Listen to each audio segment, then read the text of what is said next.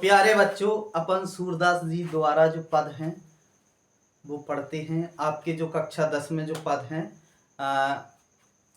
UP board हो या और कोई बोर्ड हो, तो उसमें जो सूरदास जी द्वारा आपके जो पद हैं रचित, तो उनकी संदर्भ से व्याख्या देखते हैं। तो आपका जो पहला पद है उसकी अगर बात की जाए तो बहुत अच्छे से एक एक पद की अपन संदर्भ से व्याख्या करेंगे, जिससे आपके एग्जाम में अधिक से अधिक नंबर आ सकें। और आपको पूरी हिंदी पढ़ाई जाएगी, 9th से लेकर 12th तक जितनी भी हिंदी है आपकी पूरी कवर करवाई जाएगी। तो ये आज अपन पढ़ते हैं प्यारे बच्चों, ये कक्षा 10 में आपका सूरदास जी द्वारा रचित पद है, इसकी अपन पहले की संदर्भ से व्याख्या करते हैं। तो बात की जाए सूरदास जी की, तो सूरदास जी ने जो कन्हैया का सजीव वर्णन चित्रण किया आज तक कोई कभी नहीं कर पाया, इसलिए सूरदास जी को खंजन नैन कवि कहा जाता है। क्या कहा जाता है?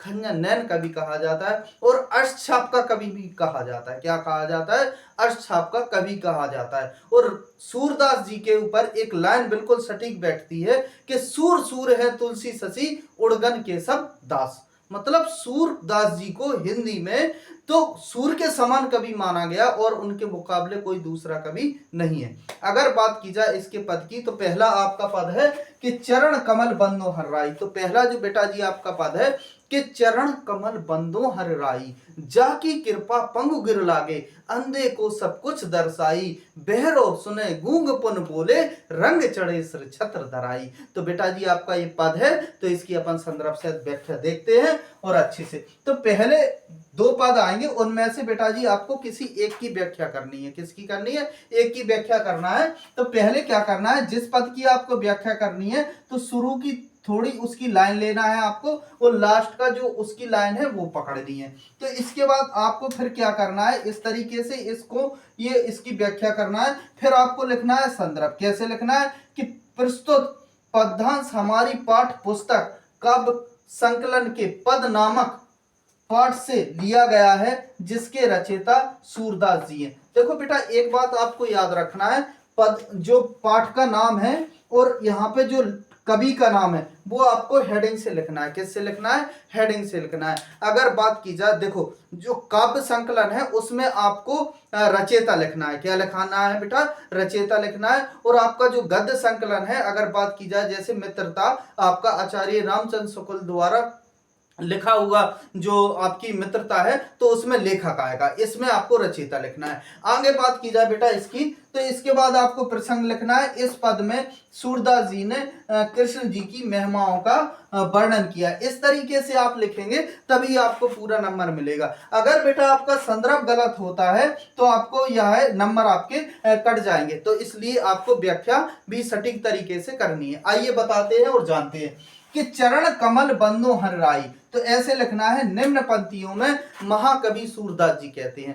पहले आपको हेडिंग डालनी है व्याख्या। व्याख्या ये रही आपकी हेडिंग, इस तरीके से हेडिंग डालनी है। फिर लिखना है कि निम्न पंक्तियों में महाकवि सूरदास जी कहते हैं कि चरण कमल बंदो हर राई, मतलब चरण कमल बंदो हर राई। तो यहाँ पे चरण माने चरण, कमल माने कमल, और बंदो माने मतलब वंदना, हरि राई माने भगवान की। तो निम्न पंक्तियों में महाकवि सूरदास जी कहते हैं कि कमल के समान चरणों वाले भगवान की मैं बार बार वंदना करता हूं। तो पहली लाइन का ये अर्थ है बेटा कि कमल के समान चरणों वाले भगवान की मैं बार बार वंदना करता हूं।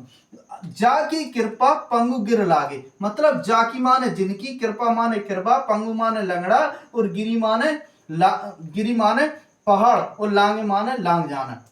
और अंधे को सब कुछ दर्शाई, अंधा माने अंधा होता है, और को सब कुछ माने सब कुछ, दर्शाई माने दिखाई देना। तो यहाँ पे दोनों लाइन का अर्थ समझेंगे कि चरण कमल बंदो हर राई। तो निम्न पंक्तियों में सूरदास जी कहते हैं कि कमल के समान चरणों वाले भगवान की मैं बार बार वंदना करता हूं। दूसरी लाइन का बेटा जी अर्थ है इसमें, अगर बात की जाए, जा की कृपा, मतलब जिनकी कृपा से, पंगु माने लंगड़ा, गिरी माने पहाड़, और लांगे माने लांग जाना। जिनकी कृपा से मतलब भगवान की कृपा जिस पर हो जाए तो लंगड़ा व्यक्ति भी पहाड़ को पार कर जाता है। क्या कर जाता है? लंगड़ा व्यक्ति भी पहाड़ को पार कर जाता है।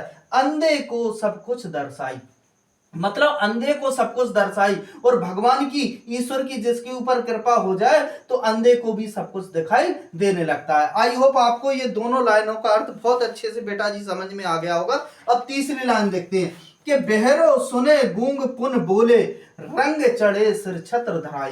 देखो बहरा माने बेटा बहरा होता है, सुनना माना सुनना, गूंगा माने गूंगा होता है, पुनि माने दोबारा, बोले माने बोलना, रंग माने होता है फकीर, और सिर छत्र धराई, छत्र सिर छत्र धराई माने क्या होता है आपका राजा। और इस तरीके से आप तीसरी लाइन का अर्थ समझ सकते हैं कि बहरो बहरो सुने गूंग पुन बोले।